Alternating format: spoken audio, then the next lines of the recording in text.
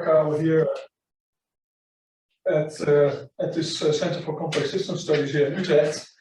He's the William H. Miller Professor of Complex Systems at Santa Fe Institute, and currently, since 2015, also the director of the president of that institute. And he got his PhD in 1995 at Oxford University in evolutionary theory. And his main theme is evolution of intelligence. And he will give a talk today about culture nets. So thank you again for joining, and we're really looking forward to your talk. Well, thank you. Thanks for having me in this weird way that we now do. And my plan is to sort of, again, I'd rather like it to be more conversational if possible. And I'll start with some philosophical questions. I should say I've been writing a short book on the mind-body problem, and so part of that's motivating this topic. But I will then discipline some of those conversations with some work that we've done together on non-humans and work that I've done on humans, most recently studying exceptional human performance on puzzles. So I've been working on video games and Rubiks Cubes, and I'll talk a little bit about that.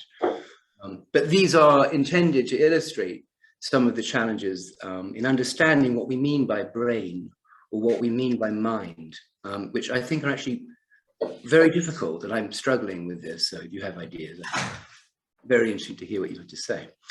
Let me find my little talk.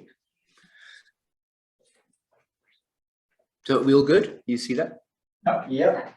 Great. So let's just jump straight in to issues of brain. So here's a picture from a very well-known book. This is a book written by Terry Sejnowski and Patricia Churchland. Terry is a neuroscientist and Patricia is a philosopher. And this is a standard way in which you'll see a representation of the brain. It's a hierarchical, schematic illustration of brain structure that has a huge depth, if you think about it, to sort of reductionist physics, where we think about quarks and subatomic particles of various kinds, organized into atoms, organized into molecules. And this is exactly the same way that they treat the brain. It starts with molecules and it goes up to brains through intermediates of circuits and so on. And there's the suggestion that these different levels contribute different kinds of functions, with the most sophisticated functions or complex functions at the highest level and the simplest kind of binary behavior at the lowest level. But so that's something we all know. Here's another picture that looks a lot like it. And this is from a book that I was very fond of when I was much younger, Marvin Minsky's Society of Mind. It looks a bit like Terry and Patricia's drawing, but there's nothing anatomical in this picture. Everything that Marvin Minsky drew was functional or logical. It sort of looks biological, but it's not. Micronemes, polynemes, neural nets, K-lines were all things that Marvin Minsky more or less invented to explain how a brain should work if you thought about it from the perspective of computer science. It's very, if you like, each of these lower level things is like a subroutine, with the simplest subroutines at the bottom that do things like addition and factorization. And then you go up and it would do something, like matrix inversion and so on. So this is a very different way of thinking. And I think that if you ask Marvin Minsky, he'd say, look, if you write code on your computer, you never worry about transistors. It's just not the problem. You have to worry about how your code works. And the hardware should work, but it's just not of interest to you anymore. It's not the level at which causality is significant. And then you get the most extreme example. This is Jerry Fodor. He's a philosopher in his theory of, in this book, where he presents his theory of the modularity of mind. And this is actually quite a sophisticated book, but he now focuses on functions that we would recognize behaviorally: language, vision, motor schema. And then maps them onto modules. He doesn't have the extreme view that Steven Pinker adopted in his later books, because he thinks that higher cortical function, whatever that means, is not modular, but nevertheless, there is a mapping from behavior that you can observe onto the structure of mind. He doesn't worry about brain. In that respect, he's like Minsky. So one natural question to ask, right, if you're talking about behavior and mind-like things, why restrict it to the single organism? Brain, if it's in the Terry and Patricia view, a physical anatomical thing, well, yes, okay, fair enough, that's sits within the organism. This stuff, and that's led to a very interesting body of work, and I'm giving the example here of Andy Clark's book, Supersizing the Mind. This book came out of Andy's work with David Chalmers, who's responsible for the idea of the hard problem of consciousness. And I'll come back to him at the very end, where you can imagine in that little sort of Venn diagram-like setup, you've got things that you identify with brain, but there are manifestations of brain in the world, behavior that interact with physical objects in the environment. Where does mind begin and end? How should we make this clean separation? And Andy doesn't believe you can. It's false. That there will be many behaviors for which it would be more appropriate to group properties of the organism and properties of the world. It would be a more natural decomposition, not brain, but mind. The most beautiful example of this is the work of Ed Hutchins. I think Rob might remember Ed from the early days of the Santa Fe Institute. And Ed studied human beings in very controlled, engineered environments, in this case, a Navy vessel. And he was interested in how very skilled naval officers, for example, interacted with their compasses and navigational devices and so forth. And where true expertise in this arena meant almost an extension of the body into the physical world. So it's like driving cars. I mean, the steering wheel is a little bit like a limb, at a certain point, it's limb-like. And the most extreme example of this, and this is a book that I'm very fond of, written by Randall Collins on the history of philosophical thought. And he now thinks of it in the biggest possible sense, which is schools of thinking. Randall treats issues of religion and philosophical movements and how they've moved through space and time. And now this is a completely disembodied network of concepts and knowledge where the individual is almost entirely, well, has entirely disappeared and sort of being replaced, if you like, by the body of what they produce. So we've gone from Terry and Patricia, the thing that we all feel comfortable with cells and brains, all the way through to, I don't know, the history of thinking in the world. And the question is, how do you span these in a disciplined way? And I have absolutely no idea. So I just declare that, not that I have the answer, but it's a very interesting set of problems. And how could one begin to arrive at a fairly rigorous approach to sort of breaking this stuff down? And I will show you a very modest work that touches a bit of this. So here's some just questions, and what is a brain? Is the brain just that anatomical thing that sits behind your skull, or is it something else? What is a mind, and what is culture? Are these just words that really don't have a solid underpinning, which is fine? And sometimes when we say culture, we mean mind, and sometimes we say mind, we mean culture. That's okay. But, or is there more to it? Could we be more precise? And these are just sort of possible answers to the question, which I've already alluded to.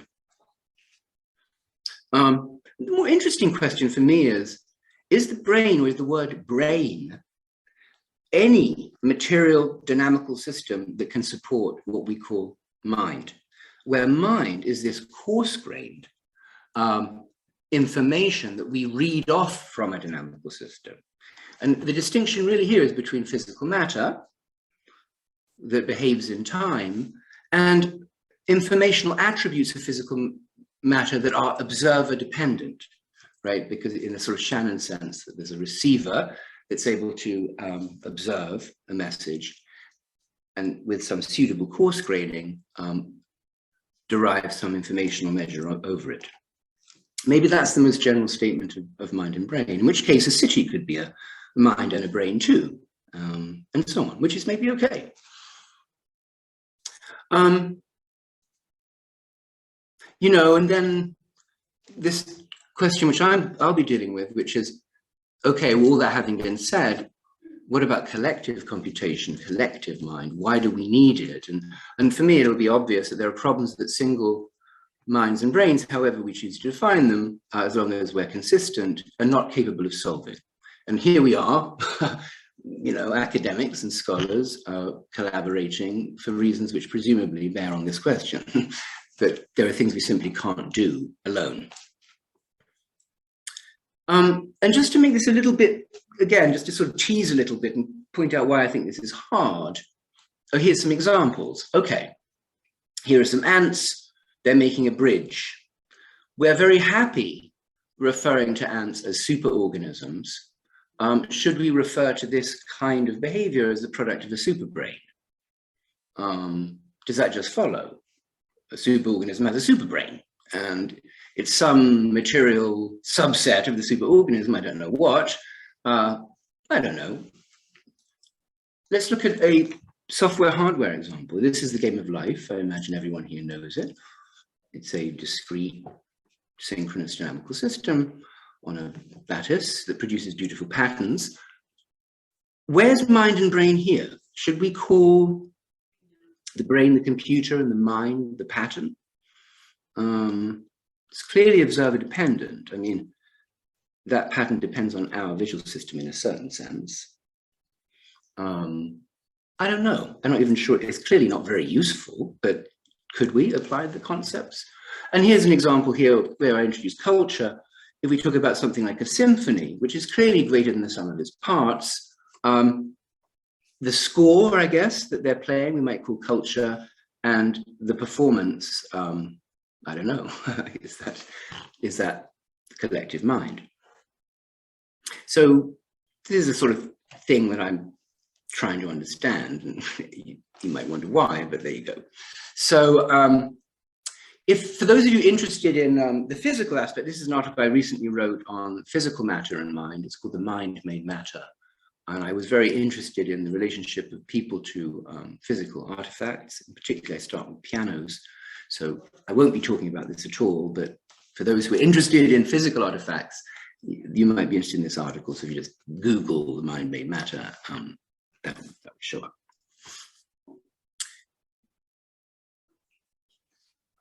I want to try and move, sorry, I want to try and move something here, which is bugging me. Like this, whatever. I can't really see the right side of my screen, doesn't it? So the two things I'm going to talk about are, if you like, foraging and conflict in non-human primates, viewed through this lens of collective computation, and communities of puzzle solvers who share expert knowledge. So this first bit of work is obviously collectively intelligent, and so it's a collaborative project with Jessica and Simon Deo, Brian Daniels, Gabriel Ramos Fernandez, and Sandra Smith Aguilar, and they're in Mexico. Jess, of course, is at SFI, and Simon Carnegie Mellon, and so on. So I want to introduce first a framework that we've been building out that we call inductive game theory. One of the problems with game theory is that it makes a whole bunch of assumptions that don't sit well with us. Typically with game theory, you assume the strategies, right? Think of Prison's Dilemma or what have you, tit for tat. You start in advance with strategies that you know. So you impose categories on the world. You also have to assume that payoffs are known, right? I mean, that actually defines the game. You know, what happens if we both defect? If you cooperate and someone else defects? Typically, these games are either very low dimensional or they're infinite. So the war of attrition would be an example of an infinite game. And everyone who does any mathematics in this room knows that these are the two regimes that we'd like to operate in, right? That's where you can actually gain some tractability analytically. And in this intermediate regime, where you have hundreds of thousands of things, it's really hard. This is where math gets difficult, paradoxically, in the middle. And then there's a very well-defined solution concept, the equilibrium concept, the Nash equilibrium, which we all know. I'm going to assume people know this. We wanted to drop all these assumptions. So let's say, I don't know what the strategies are in advance. I want to get them from data. I don't know the payoffs.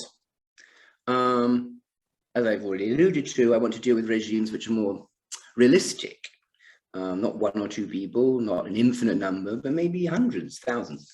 And the solution concept, which is the most tricky, drop the equilibrium solution concept and rather demonstrate a functional efficacy of the collective. So this is where this collective computation view comes in, that the group is doing something. There's an input-output function. It's making an estimate. So that will be the inductive game theory part. The collective computation part is this interest in systems of connected, coordinated decision makers solving problems. And when I use the word system, I mean irreducible. I don't use the word system for set, right? Because it's kind of an abuse of the language.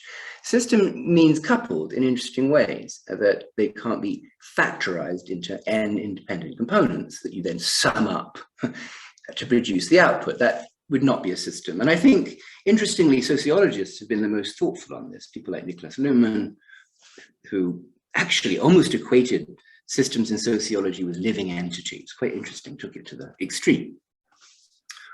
And I'll be talking about two different species. And again, I'm not going to dwell too much on this, but I want to use it to illustrate some of these issues of what one means when one says collective computation. Is it useful? Why was it not enough to focus on individual psychological behavior? So the first bit of work is quite old, and this is work that many years ago I did with Jess and our colleagues. And Jess in particular was interested in conflict. And the data that she collected looks like the data on the left. You have, at any given discrete moment in time, some number of individuals involved in a conflict.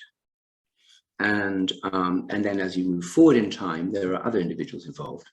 And so you get this symbolic time series of individuals who are fighting, observed. And what you're trying to do is work out if there's some underlying pattern to that time series and the appearance and disappearance of individuals in a fight. And the way that we did it, and we can go into this or not, but it doesn't really matter too much.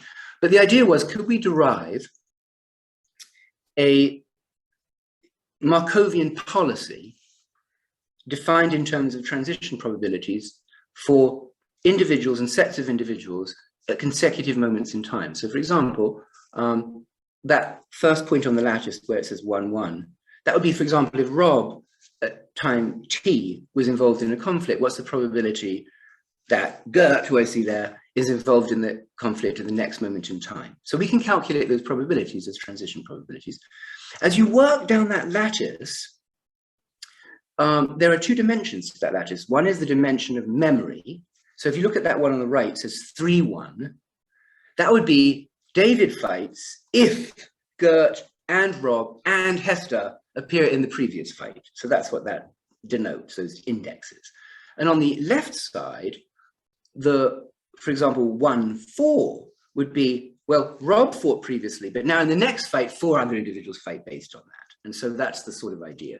And what you're trying to do in a principled fashion, subtracting off the appropriate null probabilities, which is where it gets a bit technical, derive for the observed data such transition probabilities. And what you then do is construct a network where each of those edges is a transition probability coupled to a logical operator. For example, and or not. And the idea is as follows. It could be, right, that I require all 4 people to appear in a fight, which would be an and operation. So if any one of them is missing, I will not. That'd be like a multiplication by 0. But it could be or. Any one of them is enough to get me in the fight, and that takes me back almost to the 1-1 strategy. So what you do is you combine these transition probabilities in a principled fashion with logical operators to move from a kind of Markovian network to a circuit. So we call these circuits because they're transition probabilities plus logical operations. And that's the critical reason why we call them circuits. If they were just, directed probabilistic edges, I wouldn't call that a circuit. You call that something like a Bayes net. And you can do that at different levels of granularity. And once you've got this circuit that you've induced from the observed symbolic time series, you can activate it. So that circuit now is a surrogate for the society that you observed, right? And so I can generate fights that never took place by just activating one of those vertices and seeing how the fight propagates across the circuit. And that's what you're seeing here. This is the distribution of fight sizes, so the equilibrium distribution now, we're not looking at time. You're saying how many fights of size 4, how many fights of size 8, and so on, under different logical operations imposed on the induced transition probabilities. That's what that is. And you can see the red line is the observed data, the observed fight distribution, and these other bands are the means and the confidence intervals around different circuits which are modulated exclusively by their position in the resource lattice and the logical operations. And you can see in this particular case that the strategy that says attend to 2 people in the previous conflict, and if they're both present, appear in the next. So that's what C21 and implies. But if we use strategies like C21 or, we'd be fighting all the time. It would not fit the data. We would just, right? And so on. And so the idea here was, is there a social circuit that, if you like, can compute the equilibrium distribution of fight sizes? So that's what this collective computation is. And you're trying to get to the logic of the circuit. Notice that in this case, you get a quite good fit by assuming that everyone is following the same C21 strategy and using the same logical operation. It's not that everyone has a different one. It's not that Rob has a 3-2-1 or, and I have a 3-1-2 and. So there's a kind of universality here, a sort of symmetry, such that all individuals are following instrumentally. I don't know what they're doing, but in the data, following the single strategy. So that's an example. Now, one thing that you can ask is, what about these higher order interactions? Now, there are computational limitations based on combinatorics to exploring these super high order 4 2s and 7 3s. It just, but you can do something a little smarter and do a compression on the lattice to encompass all of it. And basically, what I've just shown you is something like this. 2 individuals come together in a conflict and they cause an individual C, this is in the sort of Pearl sense of causality, to appear in a fight. But if A and B always appear together when C appears next, maybe there's something that we might call an effective individual AB, and reduce the rank, if you like, or the dimension of this problem by combining them into a single effective individual. Because, you know, what is the true dimensionality of a population of size n with respect to an observable, right? And, you know, and that's something quite interesting. What's the true dimension of society? Are we all independent? And the observable variation depends on us all be treated as individuals, or perhaps it's a lower dimensional thing. And there are techniques for doing this, and we're using something called sparse coding. It's very similar, for those who don't know, to independent component analysis, which is like, if you like, a technique of principal component analysis without assuming orthogonality, which is a very strong assumption, which is, as far as I'm concerned, very rarely met. And it's sort of inspired by the nervous system, where if you look at the inputs to the eye, it's like lots of little pixels, if you like, stimulation of the retina. But once you get to V1, it's detecting edges.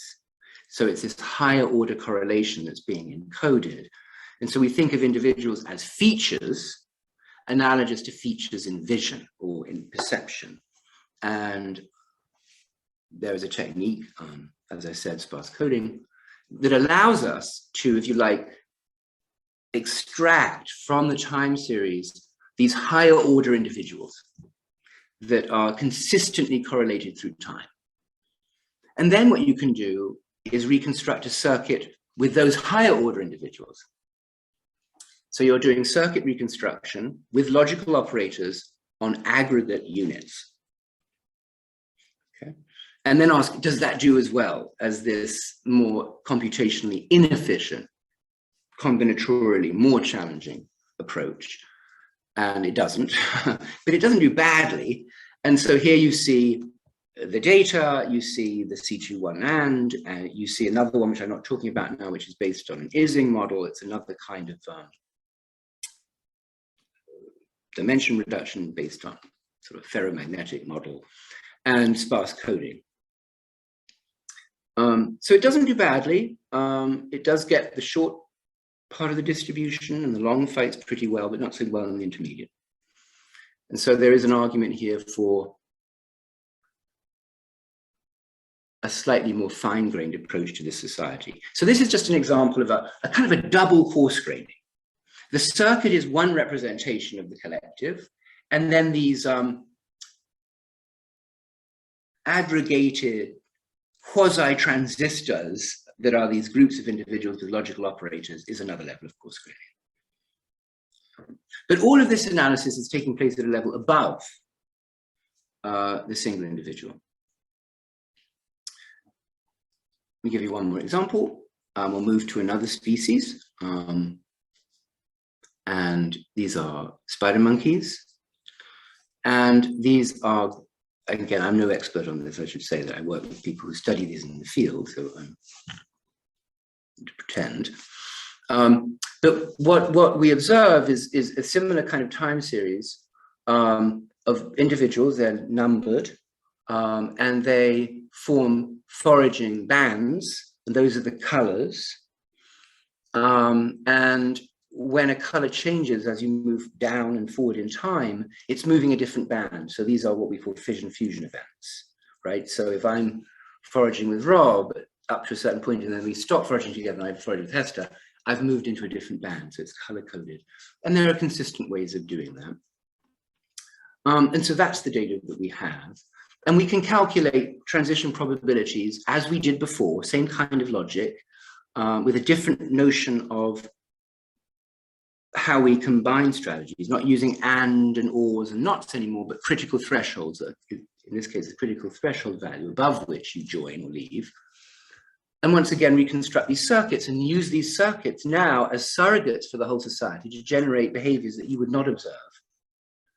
You could observe, I guess, if you had infinite time, but that we can now observe on our computers. And below what you see is, in time, a particular run of a circuit generating different distributions of subgroups, mean subgroup sizes. And at the top, what we're tracking in this case is not the conflict size, because that's the subgroup size, but availability of resources in the environment. And the idea here, just to be clear, is these are groups of animals that forage together and separately. And what happens is, it's a bit like ant foraging. When one band discovers resources, it comes back and informs another group, and then they forage together. So what typically happens is the fission event is when you're not being successful in finding resource, and a fusion event is when you are, because you now have something to eat together. And so fission-fusion is a reflection of the patchiness of the environment in which you live. That's sort of the underlying logic. And so this circuit and the fission-fusion rates in time, according to our hypothesis, are in some sense calculating how best to forage in patchy spatial environments. That's the logic.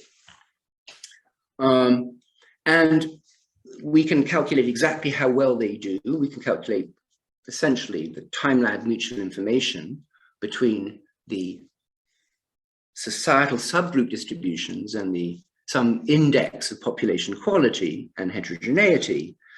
And what we find in this particular case is that they do reasonably well, but we can reconstruct a decision rule in that circuit that does better, right? So this is an interesting case where we induce a strategy from the data. We ask how well the data does in tracking the environment, but we can improve it. So it's like, if only those spider monkeys were slightly less risk averse, they'd be better foragers. And what's nice about this is it gives us a sense that there are other constraints and other strategic requirements in that world that we don't get to observe in this data that are clearly influencing their decision-making above and beyond this collective foraging behavior, right? So I would argue perhaps that the suboptimality of this computation is evidence of the constraint that we don't get to see. That's sort of how we think about it. So I just want to say a few things about that. So now we've heard about that, fairly straightforward, it's kind of fun. What's the language for this? And so, you know, this is a social mind. It's computing conflict. I've said that the single strategy applies symmetrically, universally on top of individual heterogeneity. So they're not individual centric. This level of observation, we don't need to assume that. I'm not sure I can see this. So again, I just sort of put it out there for all of you. How should we think of mind and brain in these settings? Are we okay just to forget mind? We actually forget mind and brain and just describe the society just based on rules. And rules, by the way, that apply at levels which are not individuals necessarily, that are aggregates. Do we believe that we have an adequate language for talking about this kind of phenomena, which, by the way, and as I'll go on to show, I consider more common actually in the complex systems that we tend to study than the opposite, where everything can be reduced essentially to individual decisions operating largely in isolation, where they can be factorized. So, okay, just throw that out there. Let me move to Rubik's cubes, to humans. This is the work of Anders Ericsson. And Anders Ericsson is the person who's made famous for this idea of 10,000 hours of practice makes us an expert, that sort of nonsense. And Anders is very funny. He's dead now, unfortunately, but he was really wonderful. And this was a sort of throwaway line in some work that he did that was picked up by popular writers and abused. But nevertheless, what Anders did, which I thought was very clever, is he makes a distinction. This is, by the way, a huge literature on skill and expertise. And the idea is that if you practice at something like the piano or the violin or language, you get better and better, but eventually you hit a kind of a glass ceiling. You hit this asymptote. And you can keep practicing and practicing, but you don't get any better until someone comes along and says to you, you know what? If you just held your finger like that, things would be so much easier.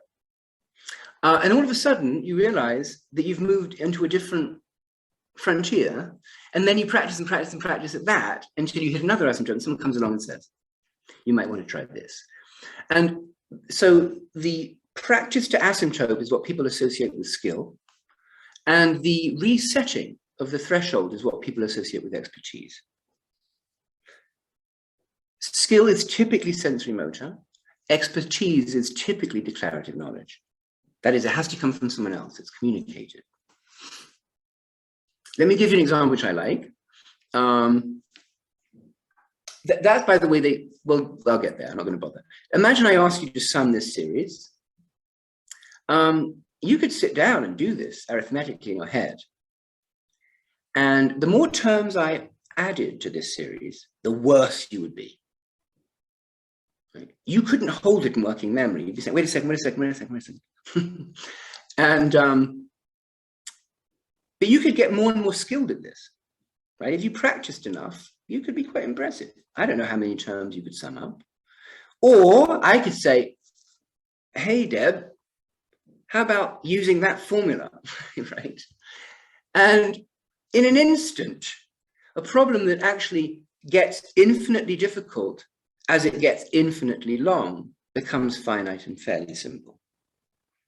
So this is a good example of a mathematical intervention that confers expertise And you don't have to be very skilled to solve that sum using that formula. Whereas to solve that series without a formula, you'd have to be some kind of savant.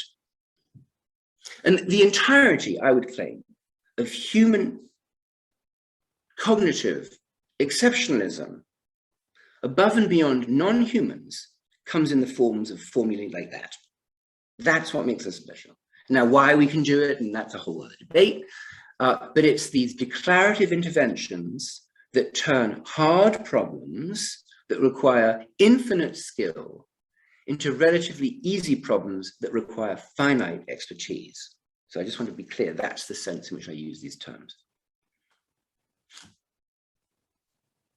And, you know, it's funny, I can't see what appeared there, but I can guess it's a book of mathematical functions. So that's how we become an expert, by reading books. Okay, so now how do you study this kind of thing in a disciplined way? So I've been studying for the last, actually, don't know, Rob might know this, but under COVID, I started becoming obsessed with Rubiks Cubes of various dimensions and how you solve them very fast and how we should think about that. So here's the Rubiks Cube. For those who forget, because at some point I'm sure everyone here had played with one, was invented by the architect Erno Rubik in 1974. It's a very large configuration space, about 43 quintillion. And for the 3 by 3 by 3 cube, it has something called a God number, which is 20. The God number is the maximum number of twists required to solve the cube from the worst initial condition. That is fully mixed. Right? If I gave you a semi-completed cube, you could solve it maybe in one move.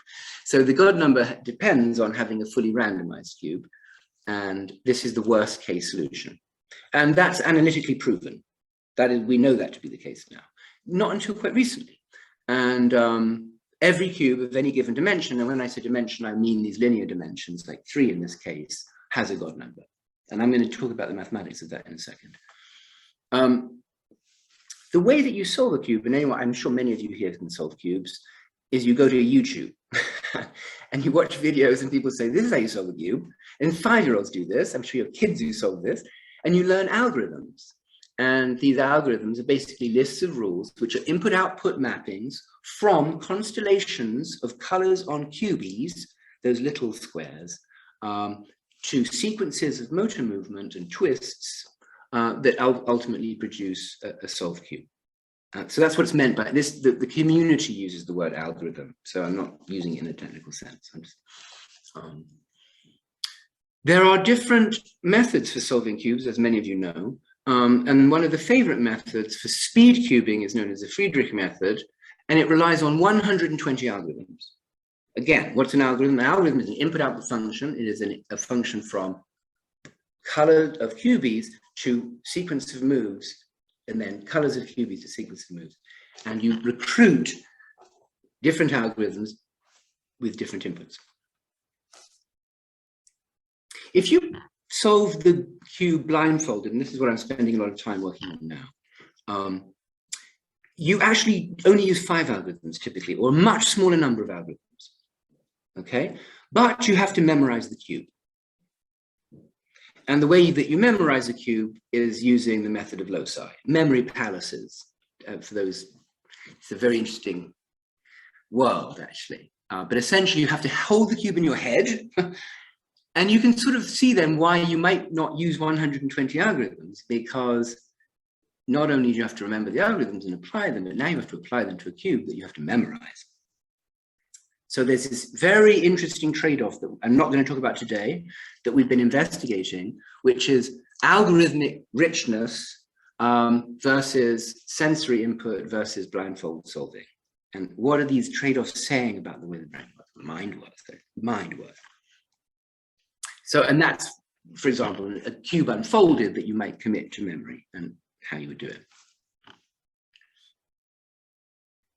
The cube is actually a group theoretic structure that's represented by a Caligraph.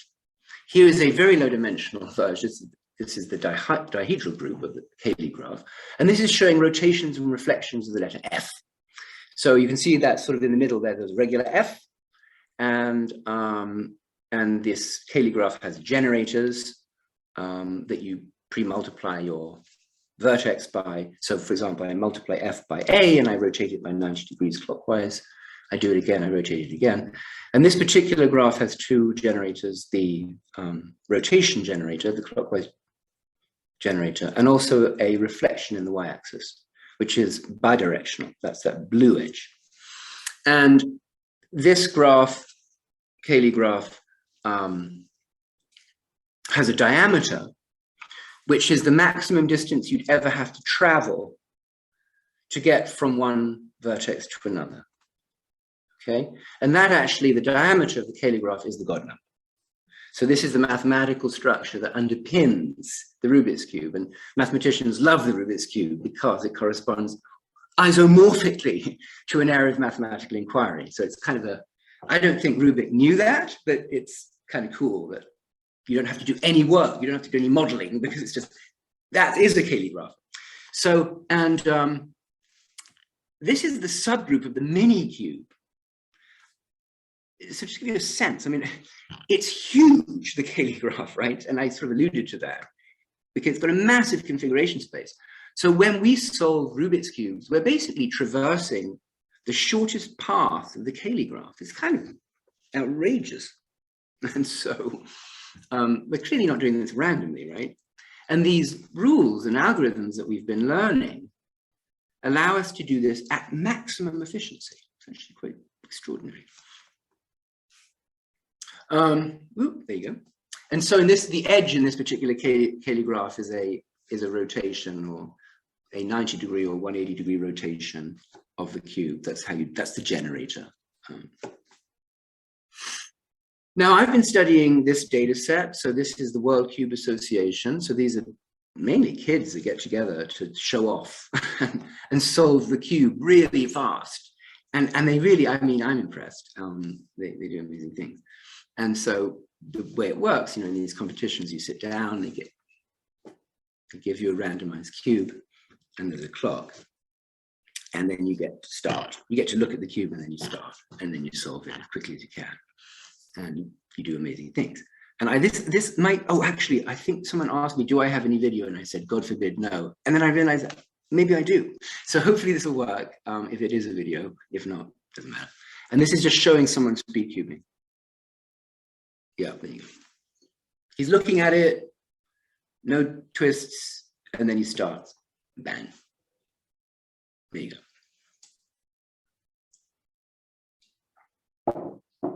This was a record several years ago.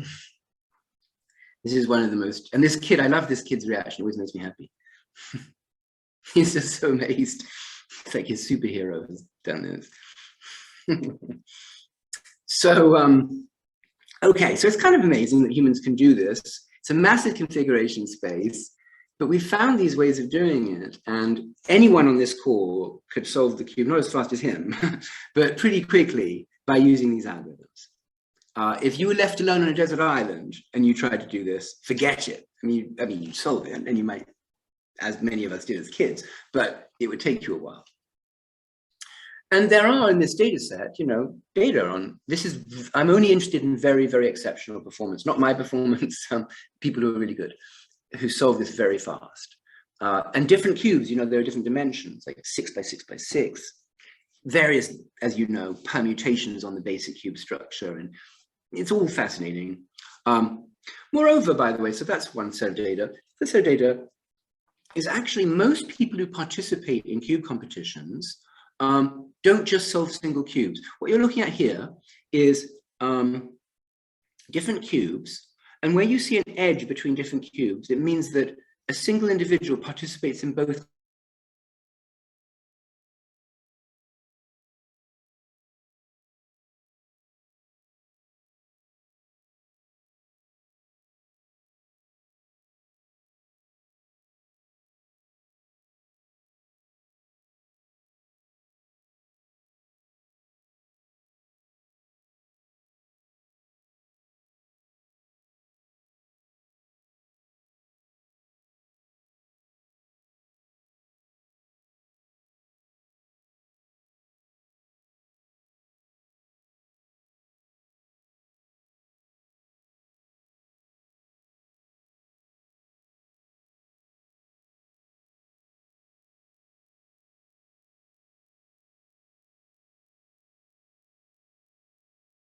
Can you guys hear me?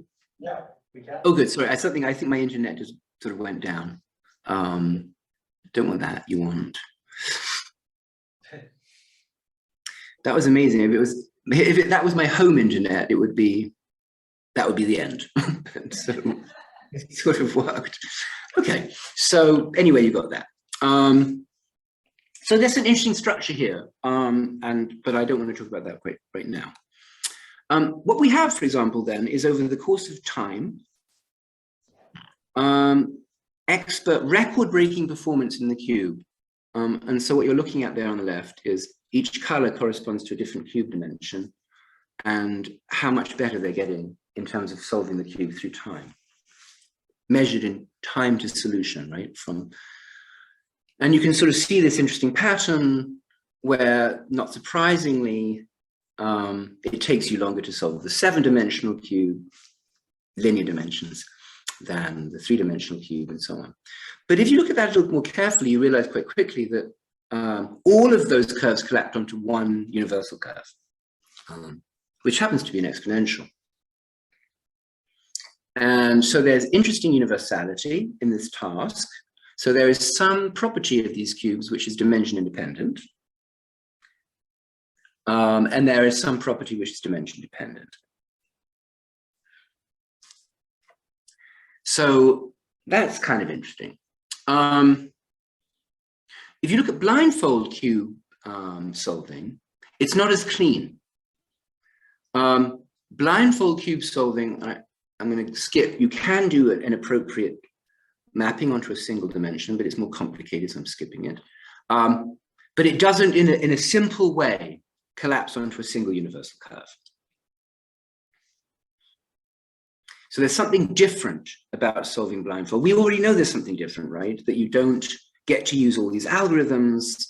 You have to keep in memory the whole cube. There's a lot going on that's going on in the blindfolded. And it's revealed in the non-universality of the progress curves. Now, here's just a little way of thinking about the cube mathematically. You can think of a cube on the left that's shuffled, that undergoes a set of twists that ultimately will culminate in the solution of the cube. And at any moment, if you're solving a cube, there's some probability that you move closer to the solution or away from the solution. This is a very high dimensional space, but there's a forward and a backward probability. If you followed the geodesic to the solution, that would be ballistic. You would be moving as fast as you possibly could to the solution configuration. On the other hand, if you're uncertain and you take missteps, then you might go backwards and you go forwards. So here's a one-dimensional representation. It's like a one-dimensional random walk of solving this high-dimensional object. And I'm just going to break this down a little bit. So there's some forward probability and there's some backward probability. The forward probability is biased by what you've learned, okay? So that will obviously increase as you get better. The probabilities are used, forward and backward probabilities, to estimate a first passage time on a one-dimensional random walk. So how long does it take you to traverse that space from the jumbled to the solved? The numerator of the solution of the first passage time problem is given by group theory, and it's something like the God number. So that's not something I have to impose. The denominator is given by the difference between the forward and backward probabilities. So this is just a standard solution to a first passage problem.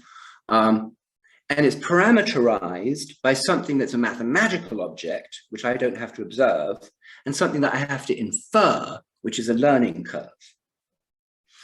So just to give you an example, so an inferred function, observed data, the progress curve, which I showed you earlier, how long it took to solve the cubes over the course of years. And again, something that comes from mathematics and something that comes from observation. So here's an example. This is an easy puzzle. It's the 4x4x4 sighted Rubik's Cube On the left is the observed progress curve through time. The x-axis is indexed by year and the y-axis by seconds. And on the right, a learning curve. That is something that you derive indirectly, which you don't observe. It's still collective. It's a collective learning curve, but I don't see it. It's that second term. Here's a hard puzzle. Here's the progress curve of the three-dimensional blindfolded cube, and it has a sigmoidal learning curve. And here's a very hard puzzle. This is a 5 by 5 by 5 blindfolded, and it has an exponential learning curve. Okay. What's going on? How do we make sense of all this? And it comes back to this sort of framework, and I'm going to show you how we can think about it. And I'm going to show you the solution, and then I'm going to show you the mathematical thing. The way that we think about this is that if I give you a cube, you have to become very adept at it. It's a little bit like summing that series until someone comes along and says, hey, there's a new algorithm you might want to try. Or that you learn an input-output mapping from constellations of colors to sequence. And once you have that algorithm in mind, you then become skilled at it again. So on the far left, what you're seeing is where skills very quickly track algorithmic acquisition. Okay, expertise. In the middle, it's where skills are playing catch up on algorithms. So it takes you a while to learn. And at a certain point, you've got all the algorithms committed to memory that you could possibly have. And now you're just perfecting them. And on the far right is where you never catch up. That would be me, right? Is that my skill lags so far beyond my knowledge. And that's exponential. So you can see these three different forms that connect skill, sensory motor competence to declarative knowledge. And I'm not sure this even matters, but you can write down mathematical models. Will be very familiar to ecologists, actually. This little model on the left. This is the differential equation describing learning. But you can see there's this asymptotic learning performance given by that parameter PT. But PT is itself a stochastic variable that undergoes a directed random walk, which is increasing. And so the asymptotic learning performance is upper bounded by PT, but PT is itself stochastically moving forward. And this gives you three learning regimes.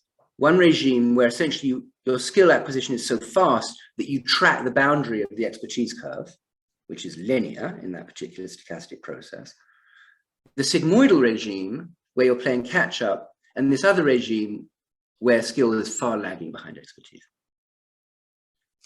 And with this simple model, we can recover all of the blindfolded and all of the cited data with the assumption here that essentially what makes blindfolding difficult is not expertise, but skill.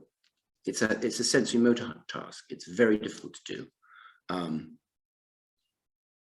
that's just the data and the fits and so on. And you can actually go in to the data and for the 3-cube actually derive, not only extract rather, the time of solution, but also the number of steps it took to solve. We only have the number of steps for the 3-cube, so you can actually verify these models with data only in one case. Interesting, I want to go back quickly to this community. On the y-axis there, you have the learning rate, right, of the learning model. And you can see that the learning rate declines as the dimension increases. And the black cubes are the cited. But what happens in the blindfolded is that the learning rate is maximized in 4B, not 3. So for some reason, in the time series data, you learn fastest when blindfolded on the 4x4x4.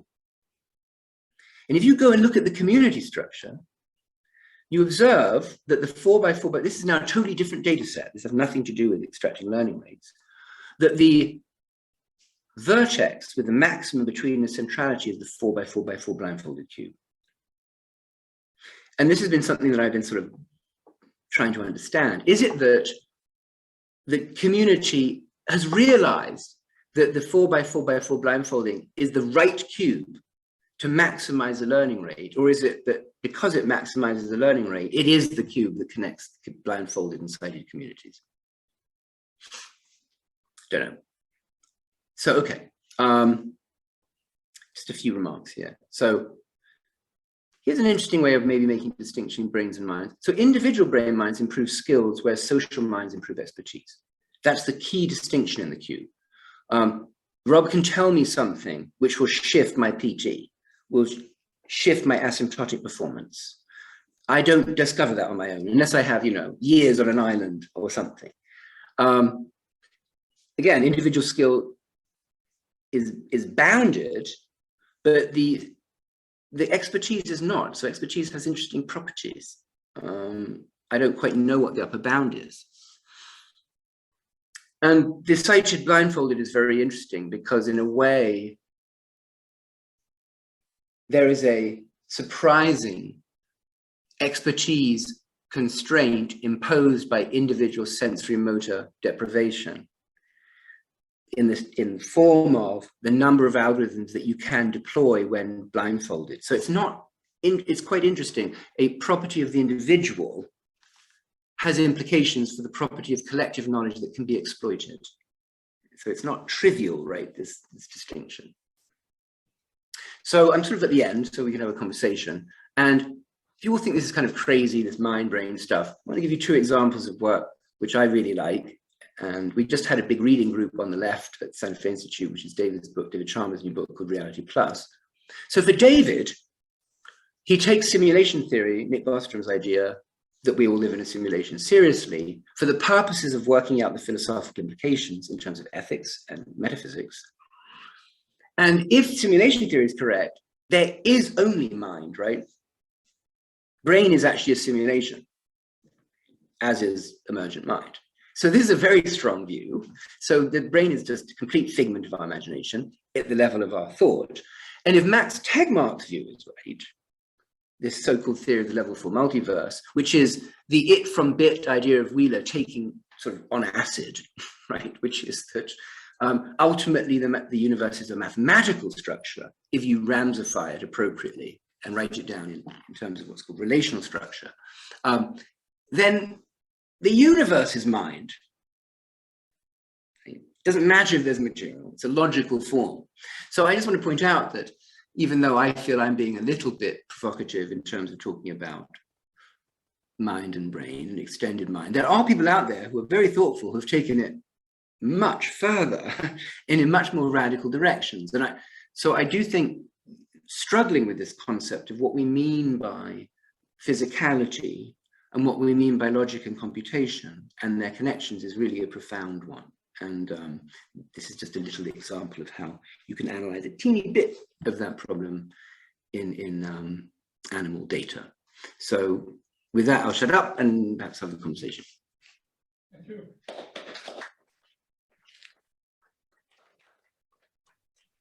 Thank you very much, David, for this lovely talk. I'm certain there will be questions. Maybe from the audience online first. Anyone?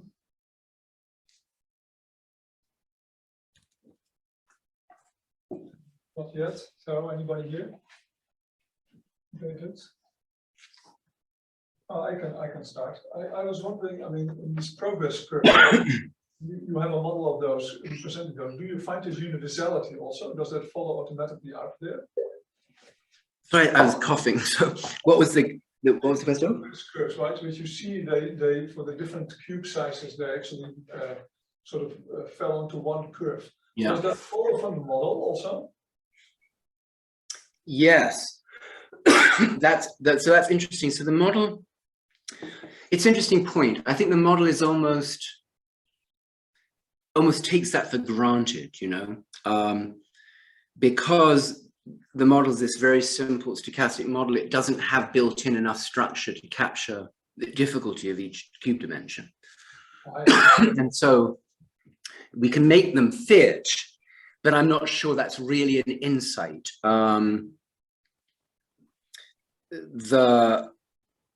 Why the brain thinks the cubes are equivalent. I mean, I sort of know in the following sense. I'm not sure it's but the model doesn't get the credit for this. Because you can use the same algorithms and the same basic input-output function. There are some slight modulations based on the whether you're dealing with odd or even numbers on the cube dimension. But that aside, you can basically deploy the same insights, right? So if I see two colors on corresponding edges, then I can use this algorithm and so forth. And that ability to deploy the same subset of algorithms is, I think, what gives you the universality. It's not that all of a sudden you have to learn something completely new. Yeah. Okay. Yeah, thanks. Any questions here, David?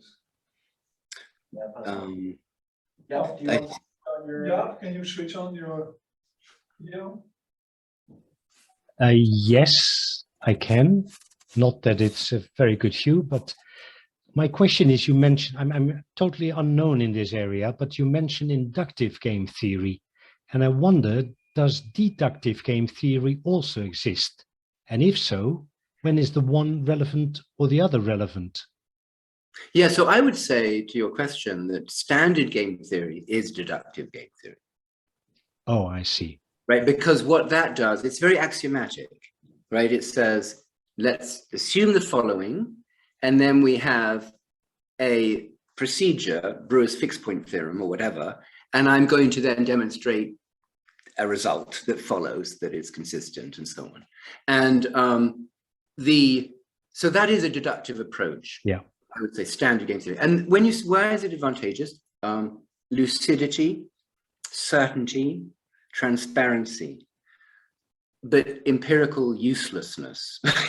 For me, And I think one of the issues there is, and this is a very deep issue of human understanding.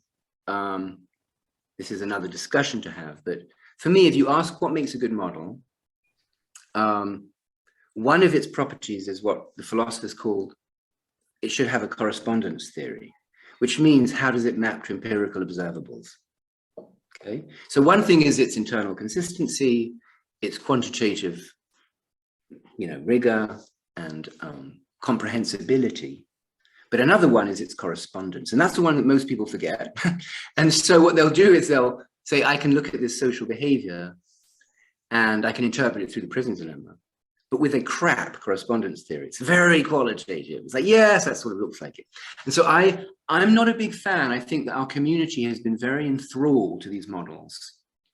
But I think they fall short on correspondence.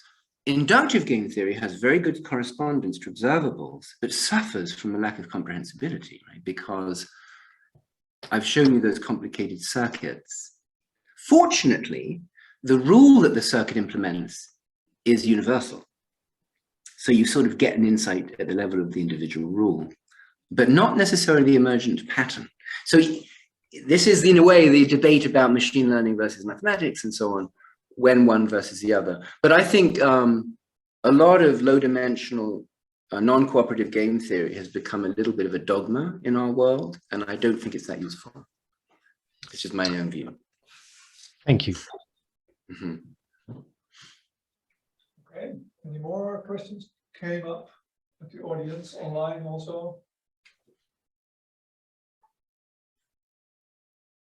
I don't see anybody. So then let me thank you again, David, for giving this fantastic talk. You're welcome.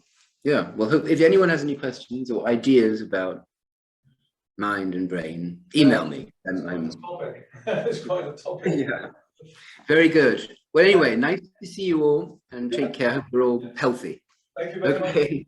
Bye then. All have a nice Easter. And see you. And you. Yeah, bye-bye. Bye-bye.